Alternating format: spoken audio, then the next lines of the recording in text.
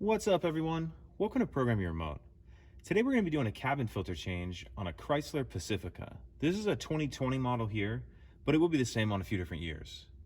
So we're not going to need any tools to do this. We're going to be looking behind the glove box, so we need to go ahead and open that. And then on the right hand side, you're going to see that there's this dampening cord. You can see here, and it goes through to that side.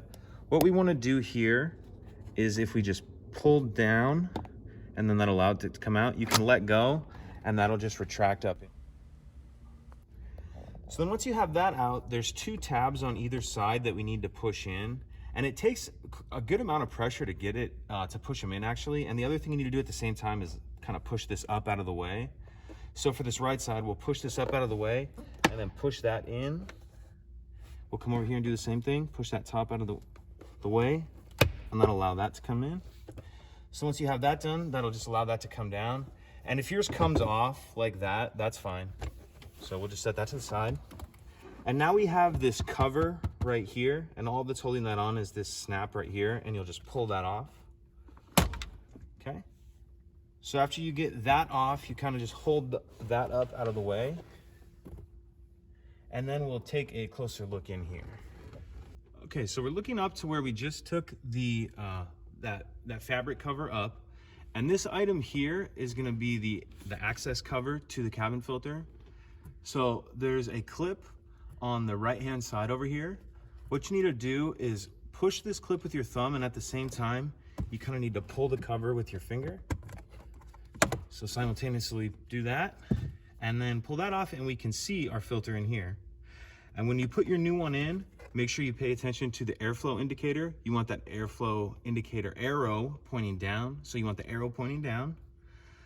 So we'll go ahead and slide our new one in. I don't have the new one for this right now, so I'm gonna have to come back to it, but slide your new one in, and then we'll clip our cover back on here.